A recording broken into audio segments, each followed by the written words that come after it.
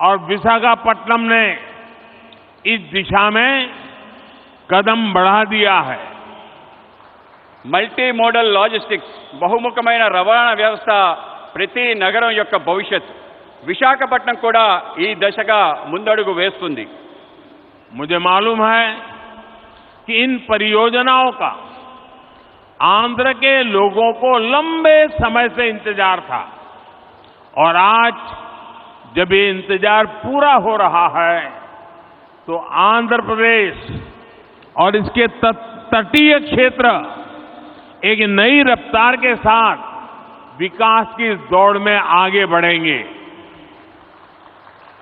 నాకు తెలుసు మీరు ఈ యొక్క ప్రాజెక్ట్స్ కోసం ఆంధ్ర ప్రజలు ఎంతో కాలం నుంచి ఎదురు చూస్తున్నారు.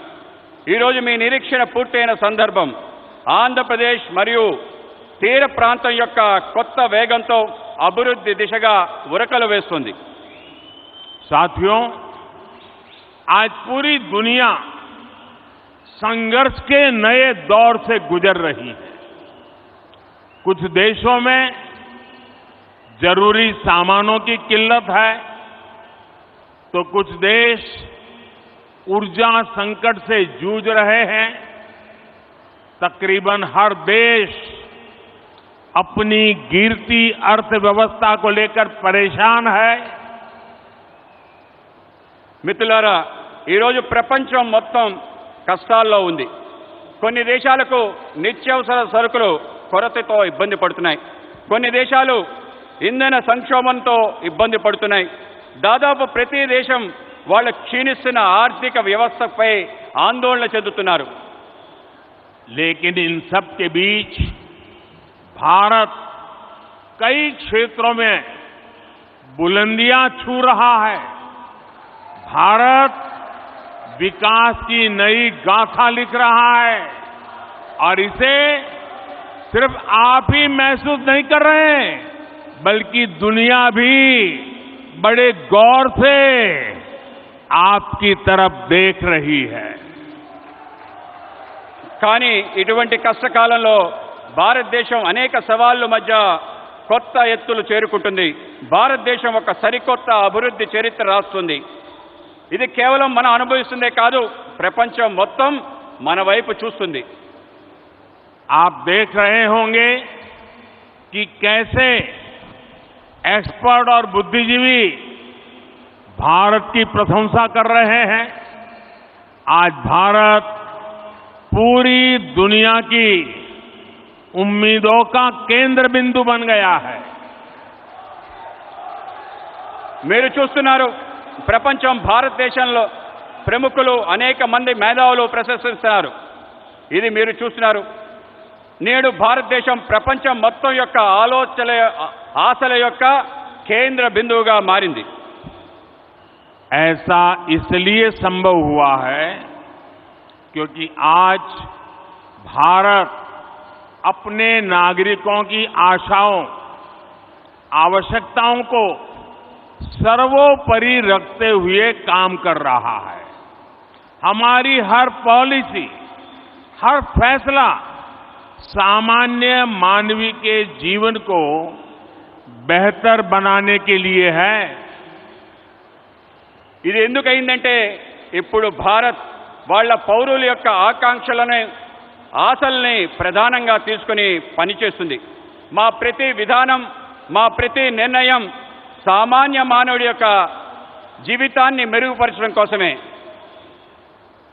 आज एक तरफ PLI scheme, GST, IBC, national infrastructure pipeline, गति शक्ति जैसी पॉलिसी की वजह से भारत में निवेश बढ़ रहा है तो दूसरी तरफ गरीबों के कल्याण के लिए चलाई जा रही योजनाओं का लगातार विस्तार हो रहा है.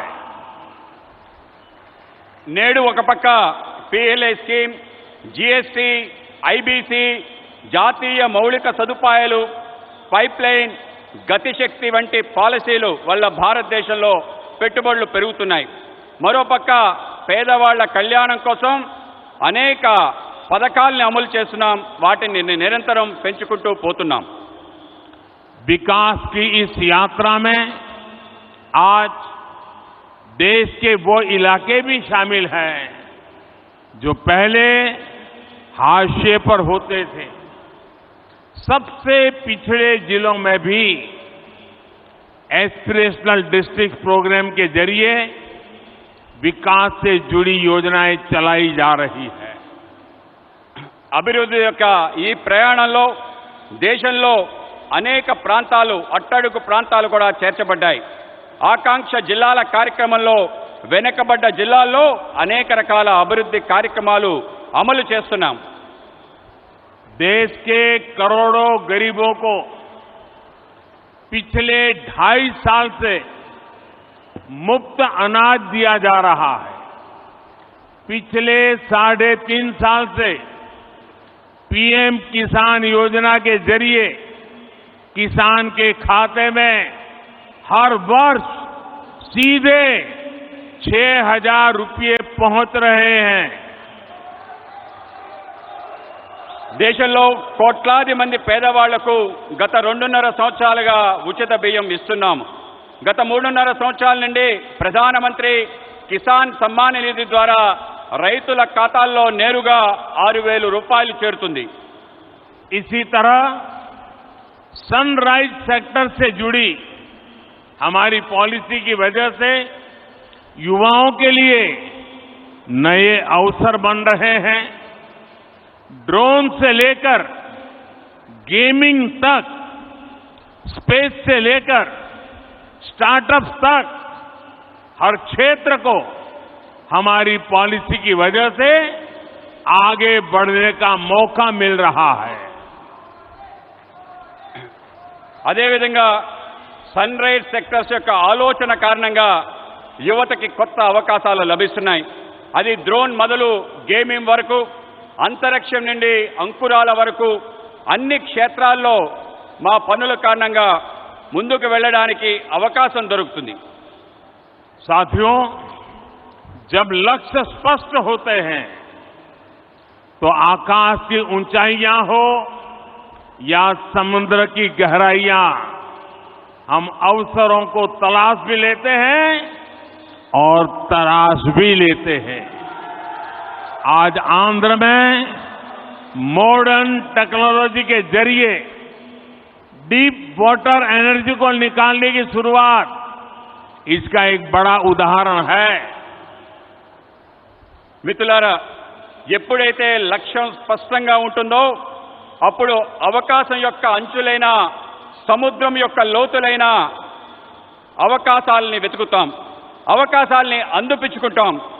ఈరోజు ఆంధ్రప్రదేశ్లో ఆధునిక సాంకేతిక పరిజ్ఞానం ద్వారా డీప్ వాటర్ లో ఇంధనాన్ని వెలికి తీయటం అనేది ఒక గొప్ప ఉదాహరణ మాత్రమే.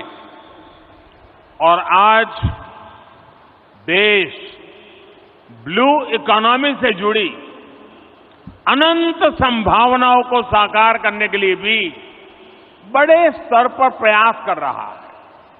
ब्लू इकोनॉमी पहली बार देश की इतनी बड़ी प्राथमिकता बनी है. ఈరోజు దేశంలో నీలి ఆర్థిక వ్యవస్థతో ముడిపడి అనేక అవకాశాలు సాకారం కోసం పెద్ద ఎత్తున కృషి చేస్తున్నాం. బ్లూ ఎకానమీ మొదటిసారి ఇంత ప్రాధాన్యత అంశంగా చేర్చబడింది. मत्स्य पालकों के लिए अब किसान क्रेडिट कार्ड ऐसी सुविधा भी उपलब्ध है. आज विशाखापट्टनम फिशिंग हार्बर को आधुनिक बनाने का जो काम शुरू हुआ है, इससे हमारे मछुआरे भाई बहनों का जीवन आसान होगा. మత్స్యకారులకు కూడా కిసాన్ క్రెడిట్ కార్డ్ లాంటి సదుపాయాలు లభిస్తున్నాయి. ఈరోజు విశాఖపట్నం యొక్క మత్స్యరేవు ఆధునీకరణ పని ప్రారంభమవుతుంది. దీనివల్ల మత్స్యకార సోదరి సోదరుమణుల యొక్క జీవితం సులభతరం అవుతుంది. जैसे जैसे गरीब की ताकत बढ़ेगी और आधुनिक इंफ्रास्ट्रक्चर से जुड़े अवसरों तक उसकी पहुंच होगी, विकसित भारत का हमारा सपना भी पूरा होगा। ఎప్పుడెప్పుడైతే పేదవాళ్ల శక్తి పెరుగుతుందో, ఆధునిక సదుపాయాలు వాళ్ళకి చేరుతాయో, వికసించిన భారత యొక్క మన కల పూర్తవుతుంది। साथियों, समुद्र सदियों से भारत के लिए समृद्धि और संपन्नता का स्रोत रहा है और हमारे समुद्र तटों ने इस समृद्धि के लिए गेटवे का काम किया है। आज देश में पोर्ट लेड डेवलपमेंट के लिए जो हजारों करोड़ रुपए की परियोजनाएं चल रही है, भविष्य में उनका और विस्तार होगा। మిత్రులారా, సముద్రం పూర్వకాలం నుండి భారత్ యొక్క సమృద్ధి సంపద తేవటంలో ఆధారంగా ఉంది। సముద్ర తీరాలు మన సమృద్ధి యొక్క ముఖ్య ద్వారాలుగా మారాయి। ఈరోజు దేశంలో రేవులు, భూములు, అభివృద్ధి వేల కోట్ల రూపాయలలో ప్రాజెక్టులు నడుస్తున్నాయి। ఇవి భవిష్యత్తులో మరింతగా విస్తరిస్తాయి। विकास की इस समग्र सोच को आज 21वीं सदी का भारत धरातल पर उतार रहा है। मुझे विश्वास है आंध्र प्रदेश देश के विकास के इस अभियान में इसी तरह बड़ी भूमिका निभाता रहेगा। అభివృద్ధి కోసం ఇటువంటి సమగ్రమైన ఆలోచన 21వ శతాబ్ది యొక్క భారతదేశం వాస్తవ రూపంలో అవతరిస్తుంది, వాస్తవ రూపంలో తీసుకొస్తుంది। నాకు విశ్వాసం ఉంది, ఆంధ్రప్రదేశ్ దేశం యొక్క వికాసంలో పెద్ద భూమిక ప్రదర్శించబోతుంది। इसी संकल्प के साथ आप सभी का एक बार फिर बहुत बहुत धन्यवाद। ఇటువంటి సంకల్పంతో మీ అందరికీ మరోసారి హృదయపూర్వక ధన్యవాదాలు।